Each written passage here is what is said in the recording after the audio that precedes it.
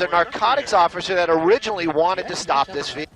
Well, traffic is definitely an issue out here. Earlier on, there was making a comment to myself as he got onto the 5 freeway. 5 freeway packed always out here by the 710 in the Commerce area, especially this time of the afternoon. I was making jokes that this is an LA pursuit because he was basically packed in those cars and just not moving. It was all jam-packed.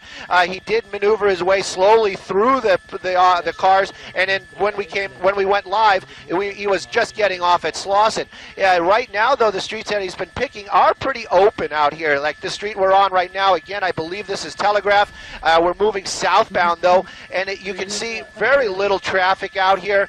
He's been running a couple of red lights. I believe that was a green light, but he has been running red lights at some points, even using the center median to keep that distance between the officers and himself. Right now though, very slow moving, very light traffic on this street, which is great news for anybody that's out there driving this afternoon. Excuse me. We're coming up to Rosemead right now, and you can see they're talking about a little bit of traffic, a fresh red, so that means that the cars are going to be stopped. That's the reason why I'm going a little bit wider. By no means is this any type of jovial type of thing. This person is a wanted person and is being pursued by LAPD, and desperate people do desperate things, and we don't know how this is going to turn out. But right now you can see another point where he's basically packed in here. He can't really get anywhere. Officers from LAPD behind him. They're calling this tracking mode, but there is a number of officers still behind him and a helicopter overhead. That helicopter this afternoon, I'd like to get the police number to be more accurate, but it is an LAPD ship and very accurate, very calm on the streets this afternoon, calling out just about every street that this person has passed. Again, though, the original want for this vehicle is something to do with narcotics. There was a second person in the vehicle. We understand that person was let out or got out in the downtown area where this started near 8th Street and Central, but officers from LAPD did take that person into custody. Unknown what they're going to do with that person. We just went through Rosemead right there, and again, just continuing moving here, and again, we're watching here. Officers are talking about what they can do to bring this to an end. There are discussions right now how they're going to do it, but again, it's going to be here on Telegraph. You see that one vehicle kind of moving up there, so maybe we're going to see something happen here in a moment or two, perhaps not. But again, we know if at any kind of higher speeds, they won't attempt that, especially with a high-profile vehicle like that. There's a good chance of rollover. So they're going to make sure that those speeds are a little bit slower and no other traffic around, no other civilians around. LAPD in pursuit, some sort of narcotics suspect. There we go. Whoop. Oh, there you go. Pit maneuver, yeah, and they just went ahead. That pit, it did spin him around. He took out a sign.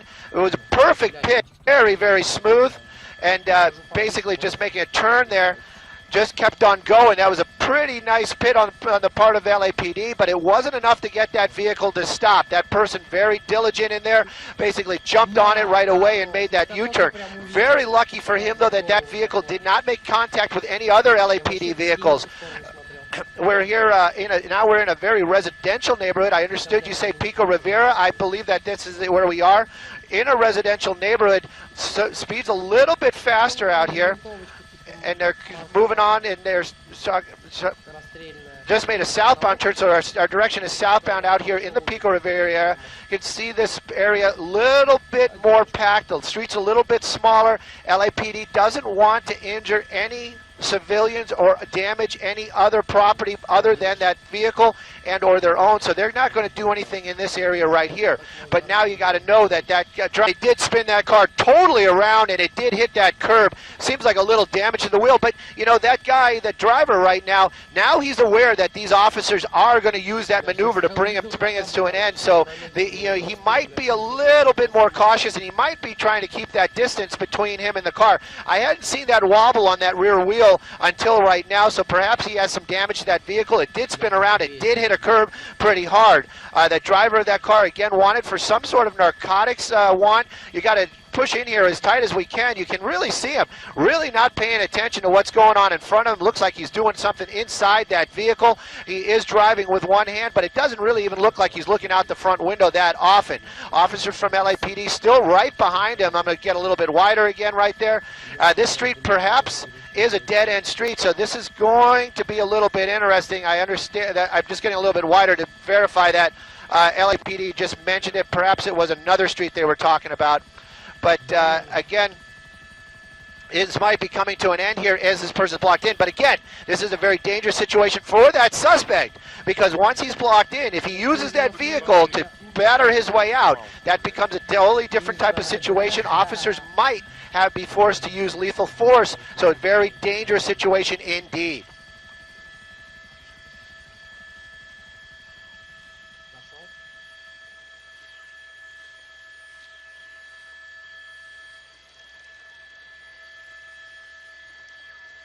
Coming back on a major.